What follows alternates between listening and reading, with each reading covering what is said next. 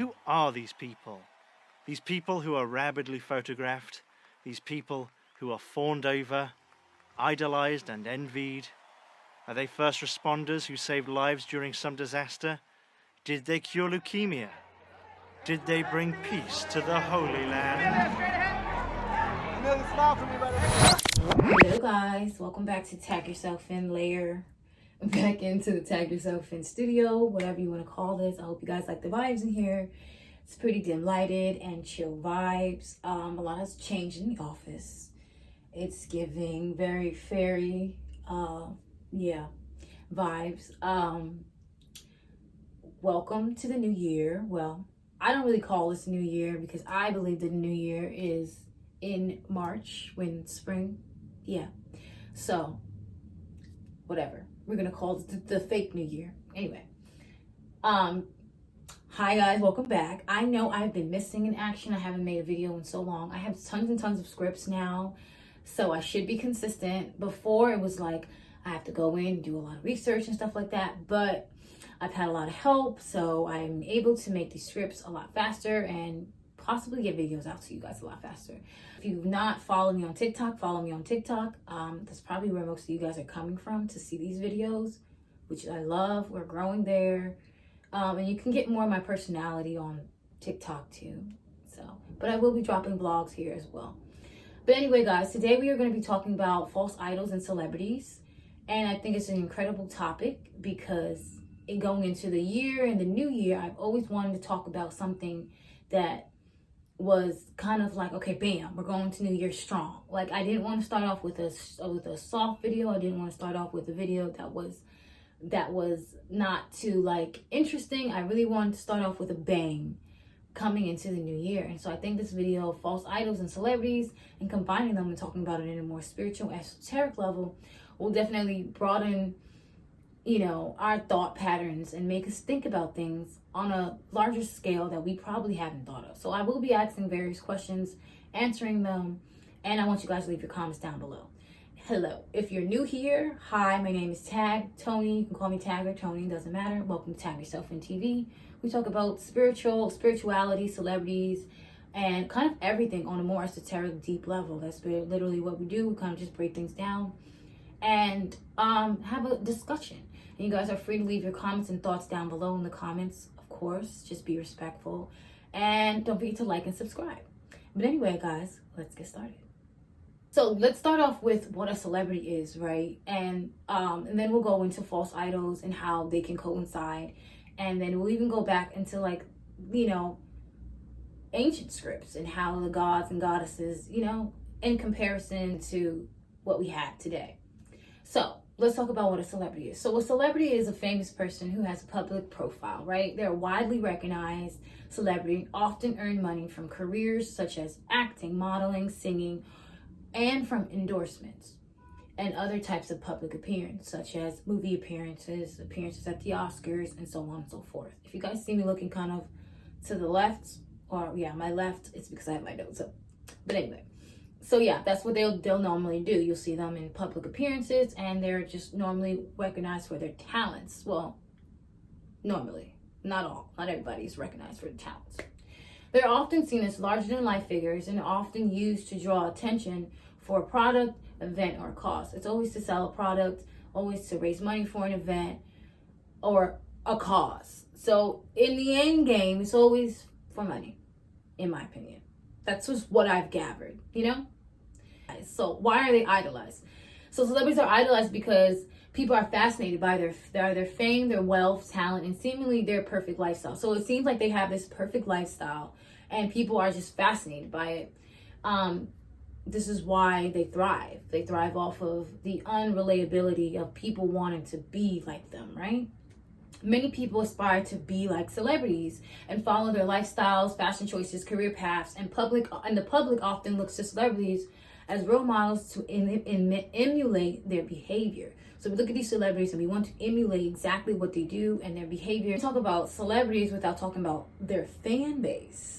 So when we talk about their fan base, we have to talk about stan culture and how it actually started and what it actually means. So let's talk about stan culture first. So stan culture is a term used to describe the intense devotion and enthusiasm of fans of a particular celebrity, musician, artist, athlete, actress, popular media, somebody on social media, somebody maybe even on TikTok nowadays. It's a wide range of things. Loyal fans of these individual work or the works are sometimes referred. So they're just extreme.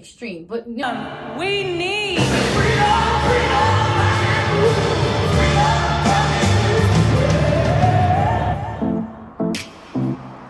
I'm at Grace Cathedral in San Francisco, California. Hundreds of folks are going to come here to witness the Beyoncé Mass, bringing together secular music and a religious message to tell a story of empowerment for particularly women of color, but for anyone who happens to sing praises to the goddess herself, Beyoncé. Here we go.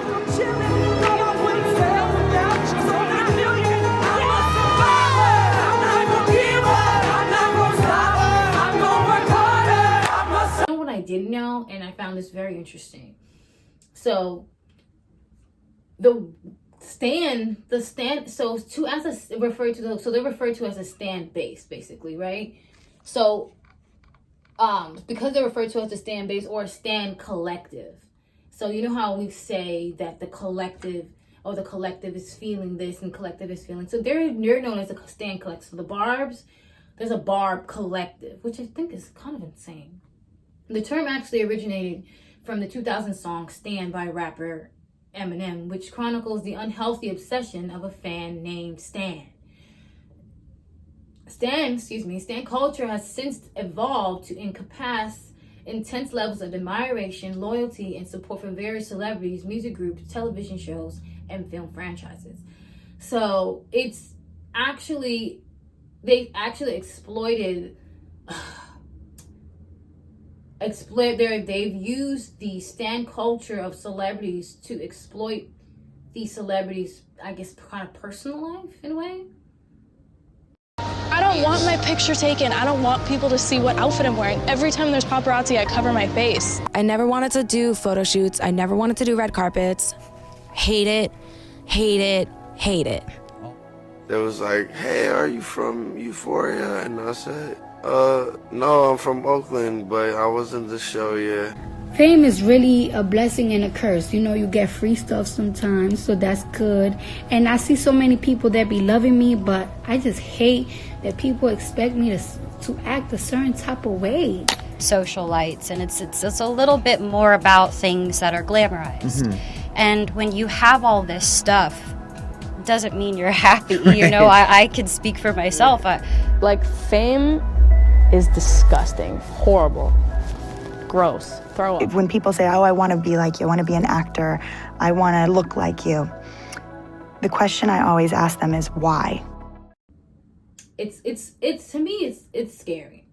Stan culture, an internet-centric culture characterized by obsessed fans who stands adore a celebrity has a dark side.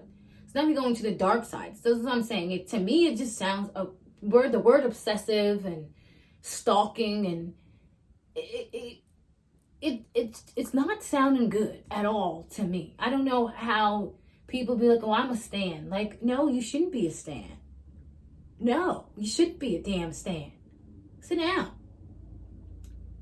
Stan culture, an internet-centric culture characterized by obsessive fans who adore a celebrity, has a dark side. Stan culture can make it difficult to distinguish between admiration and obsession, right? Leading some fans to cross boundaries and behave in inappropriate or dangerous ways. Stan culture has been linked to trolling, online harassment, doxing. Oh, TikTok is good for doxing. TikTok will dox your ass in a heartbeat, okay? And enabling stalker-like behaviors. That's what I just said. You have all these stalkers now you're just enabling it, and it's not cute. It's not cute. I'm sorry. I don't think it's cute. I don't think it should be done. Additionally, stan culture often relies on competition and devices tactics like picking sides when it comes to celebrities. So you have the Barbs versus fucking Cardi B, and then you have Barty Gang versus the Megan the Stallion. You have all these stallions against the Barbs and the Barbs against the Stallions and the Navies. It's too many. For what? These people, mind you, these celebrities do not know y'all from a campaign. They don't know us. They don't know us from a campaign. That can lead to unwarranted judgment and ridicule of other stands. So, yeah. If you're not as obsessed as this stand, you should be more obsessed as this. It's just too much. Like, what are y'all doing? What are we doing? Like, come on. Being famous opens up public figures to greater scrutiny. So this is the sad part too that they have to go through. But there's a reason why they do, and we'll get there. So it opens up the public figures to greater scrutiny and judgment from the public, as well as increases their vulnerability to paparazzi. As we know, I don't know how they do it. The paparazzi, I would be like, get out my face. Like, I don't know how they like that. That's a wicked lifestyle. Have security come with me everywhere. I don't like those things. It makes me feel inhuman. It makes me feel weird, and I don't like it. I know people just try to take care of me, but I want to escape with my friends and run around and be free and like blah blah blah. But like, you think about it differently when shit like that happens. Why am I unhappy? Okay, Stephanie Gaga hybrid person. Why are you unhappy? Why is it that you want to quit music? Yeah, I hated it. There was just strictly because I was like young. I was 17 and like insecure and like couldn't deal with the energy like being thrown at me, and it was just like a visceral experience. And now I can like really appreciate and enjoy it. It does feel strange on a daily basis, but at the end of the day, anyone that doesn't want to continue doing what they're doing and realizes that there's a bit of a sacrifice to being able to fulfill your dreams should go do something else. That's my attitude. Additionally, it limits a person's life decisions, activities, often becomes a subject of a public conversation and debate. So they can't do anything without them being talked about. And it's sad. It's a sad life. The pervasive nature of online stalking and negative speculation results from fame can lead to psychological distress, depression, and anxiety. As we see, a lot of these celebrities end up losing their fucking minds because of everything that happens, that goes on throughout their entire fame career. There's a lot in fame that's gross and horrible and just miserable. I can't sing if I'm crying. Billie Eilish always wanted to be famous, but now that she's a massive star, is it everything she dreamed it would be? Or is the price getting too high for her to pay? Billie Eilish has learned that being famous means saying goodbye to everyday pleasures most of us take for granted. At this point, she can't even go shopping without being absolutely mobbed by her adoring public. I might be safe if I go to Trader Joe's. No? Not safe. I tried it. She's tried to patronize less popular places with the hopes of staying settled. Unfortunately, this hasn't worked out for her, and she says it's easier just to stay home instead of braving public places when she doesn't have to. I don't even think about going out anymore. That's why I say I don't ever want to be famous. I would like to be known where it's like, oh my God, I know that person, and you go take a picture. But like, I don't want to walk out of a place and I can't even walk out or take my damn kid to go get me some ice cream because there's a camera in my face. You know, like I don't strive to be famous. I don't strive to be anything. If it happens, it happens. Because spiritual people can be famous and it can work. They set their boundaries and they protect their energy. So don't think that spiritual people can't. But I think that it's the level of that you want. And then I would rather be wealthy than be rich, you know? So it just all depends on what you want. But anyway, celebrities are addicted to fame. And I always said this, I think I said this in maybe my Halloween video. And I was talking about how the energy, like how it's such an energy high that they feel. And that's why they keep going back. So celebrities are addicted to fame because it's often a sense of validation and power, which is an energy high. Power is an energy high. The ideal and the thought that you can do or you have power over somebody, it's definitely an energy high. Being famous often brings financial rewards and opportunities, which can be intoxicating, especially at a young age. So if you're young and you come into a lot of money and success at a young age, like these young actors do, especially when they are working for Disney or whatever. They can come into a lot of money, and it becomes intoxicating because it's a lot of power. Like, I'll fire you. Go get me this. You know, like, it becomes a lot of power. You can shut down a lot because you have so much money, and money is powerful, unfortunately, in this capitalist society.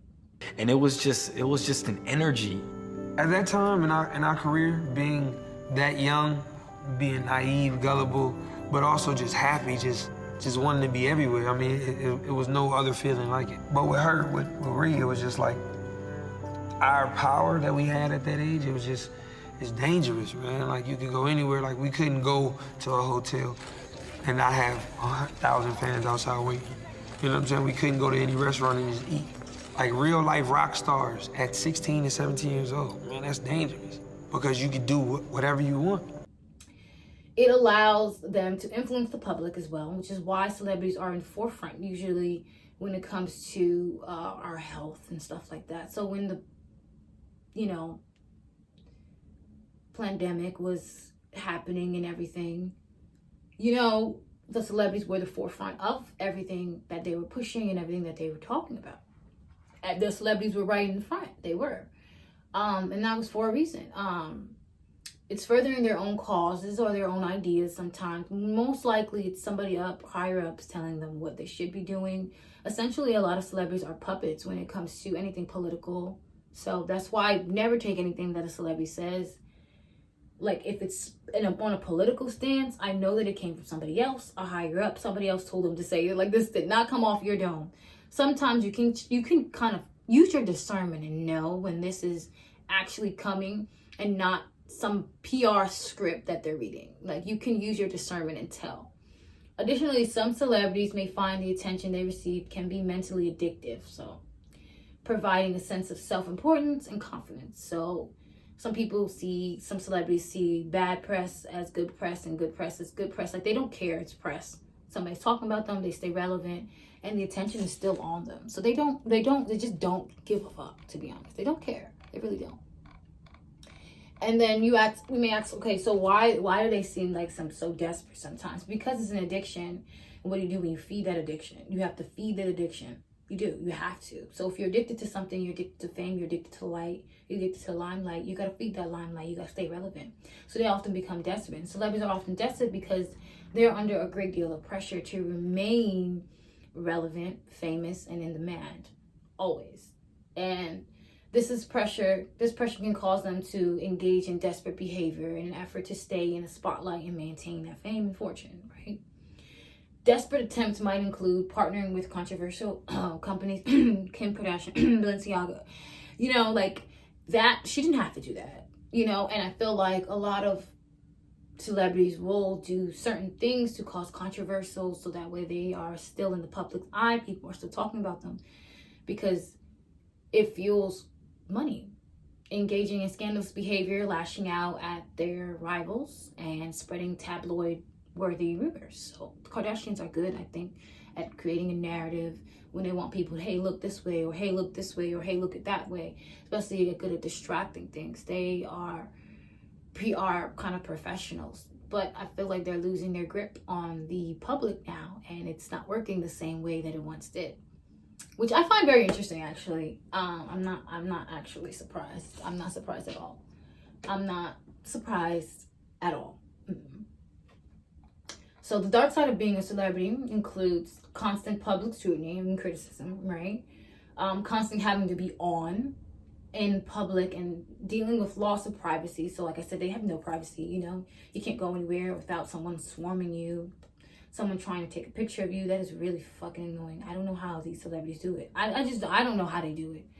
And always being on. When I was a model, I always felt like I had to look good everywhere I went because I felt like even if I was going to the store, if I was going here, I just felt like I had to. And it was such an exhausting feeling, so much pressure.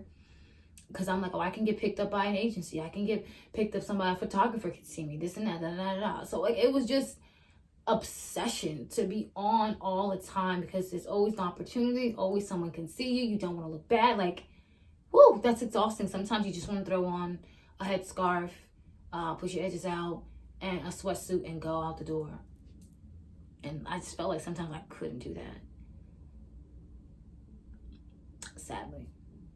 Unfortunately. And a lot of people feel like they can't. Kim Kardashian probably feels like she can't do that.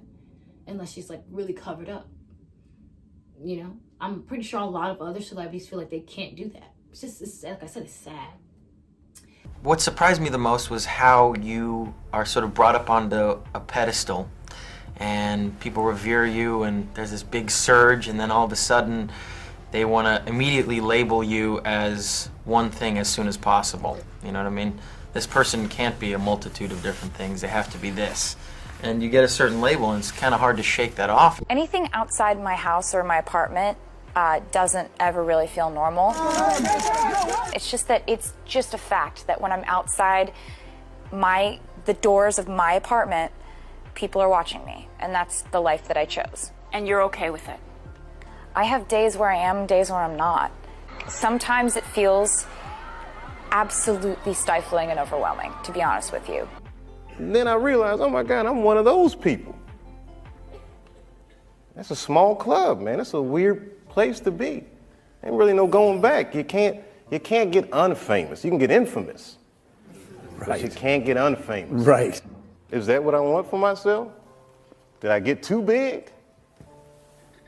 Because I like people. I like entertaining. And the higher up I go, for some reason, the less happy I am. As a Beatle, we made it, and there was nothing to do. We had money, we had fame. So yeah, celebrities are also have to worry about stalkers, threats, being robbed, targeted by paparazzi. On top of that, they often deal with mental health issues due to the pressure of maintaining fame, such as depression and anxiety. So yeah, they're always thinking about their next album and if it's going to be better than their last. Are they going to fall off? Are they going to be a one-hit wonder? Is this level of fame going to last forever? What am I going to do? Like, it's always something, because celebrity is not guaranteed forever. You're not guaranteed to be a legend if just because you made a song. It's a lot of pressure, and I think that that's why these celebrities end up losing their mind and end up sacrificing and becoming so desperate, because it's a rat fucking race that they keep having to go over and over and over and over. Unfortunately, it's sad. So this is how they are viewed, how they're scrutinized, right? This is how all celebrities are kind of like literally, this is how all the celebrities are viewed. Celebrities have a hard time, but they also are wealthy and worshipped and have all these stamp cultures, right? So then we talk about the modern interpretation of what God and goddesses are, right? Which, when we think about in the back in the day, when we talk about so when we talk about like gods and goddesses, we're talking about like ancient times, right? So it largely depends on the person's beliefs, right? So in some cultures and archetypes such as the goddess of fertility or the goddess of the sky and the god of the dead remain popular. So those are like deities, and you know, when you talk about spirituality, those are the gods that you're gonna think about, you know. So in other modern interpretations, though, such as I feel when you think about the Western and America society, which is a melting pot of cultures and everything. Unfortunately, from what I see, which is sad, it can include powerful figures like celebrities and important political figures or religious leaders such as scientists and philanthropists. I can never say this word, philanthropists. But y'all know what I'm talking about. So it can include those people. So like I said, when you break it down to even more modern, we have these other four-head figures such as the President of the United States, and then people that represent maybe the governors, like the governors of the states and the mayors. And then these are all people that are in the forefront of representation. But unfortunately, I feel like we don't see them as gods and goddesses, even though we should, because those are the ones that are actually shaping our nation through the government. But instead, I feel like we actually worship these celebrities. So in turn, we worship these celebrities and we see them as the gods and goddesses. Not all of us, but I feel like Western society has made it so it looks like celebrities are being worshipped. In the statue, you become a star. What's interesting about this is in the Egyptian culture, they also had a little statue that represented the god Ptah. And see, when an Egyptian king died, it was believed that his spirit went into the belt of Orion and he then became a star. Very interesting that we still follow after Egyptian gods. There's a lot of these different award shows that pop up throughout the year. There's the Grammys, the Emmys. They honor different aspects of the entertainment industry, but they are all one in the same. And then, you know, I might say I'm crazy, but then we talk about what is celebrity worship. So celebrity worship is an obsessive admiration of famous people or celebrities. It often involves a desire to emulate a celebrity's behavior, lifestyle, and looks. So we see people copying the entire face of Kim Kardashian, everybody getting BBLs to look a certain look and a certain aesthetic. Sounds like it to me. It can range from simply being attracted to a star to an all-consuming admiration that manifests itself in extreme forms such as stalking. They have such influence and such stature that it's kind of goes beyond their control at a certain level. It's up to the consumer and you, whoever's watching this video too, to understand how deep these things can go. So we've talked about the worship, we've talked about what celebrities go through and the overall connection with the false gods. And unfortunately, a lot of these celebrities are the false gods of our Western society, and a lot of probably around the world too, because sometimes they place these celebrities in forefronts to be just that, somebody as a person to worship or to push an agenda, to push a narrative that spreads a message, maybe the wrong message, maybe the right message, but it's always somebody. And so I want you guys to pay attention to these things and these notions of how the government or how people will push celebrities and people with influence and power in front as soon as they gain that influence and power in front. So, but at the end of the day, guys, false gods and idols, images, beliefs, or practices, these are all false gods to me, and idols, images, beliefs, and practices that do not reflect God. They don't, unfortunately. I'm not trying to be Christian, like super holy here, but I do believe in God. And they don't. If you worship a celebrity, you're not worshiping a person that's probably sound of mind. This person does not even know you. They don't, you know. So we have to keep that in mind. And there are other ways that false gods can include money, power, pleasure, fame, fortune, vanity, and more. Like you think money is the key to life. It's not. You think vanity and beauty is the key to life. It's not. Fortune and things and having materialistic things is not the key to life, unfortunately. It's not. And worshiping these people that basically showcase and basically they on a consistent level, they show you that you will never be able to attain that, you know. And it's not for all celebrities, but majority of them are doing this and have been doing this. So keep that in mind. I hope you guys liked today's video. Leave your thoughts and comments down below. Like, comment, and subscribe. And don't ever forget to tag yourself in. We tag ourselves in. Tap into who you really are. I love you guys. And the shop will be back up in about probably 2 weeks. See you guys. Love you. Bye. The most important journey I think all of us will go through is the journey in ourselves, to find our truth, to find who we are and what makes us happy. I saw that if I wanted to live with myself, I was going to have to work on myself. So what did I do? I started to say no. I'm not doing that. I don't want to do that. I'm not taking that picture. I'm not going to that event. I'm not standing by that because that's not what I stand for. And slowly but surely, I remembered who I am. And then you go home and you look in the mirror and you're like, yes, I can go to bed with you every night. Because that person, I know that person. That person has balls. That person has integrity. That person has an opinion. A lot of people, black, white, Mexican, young or old, fat or skinny, have a problem being true to themselves. They have a problem looking in the mirror and looking directly into their own souls. I can look directly into my face and find my soul. It's there. It's not sold. I didn't sell it. It's still within me. I still feel it. My heart is still connected to my body. I stopped doing what I had always been doing, which was the go, go, go, pursue, pursue, pursue. And I sat still and listened to that inner voice and said, okay, well, what do you want to do? What do you want to create? What do you want your life to mean?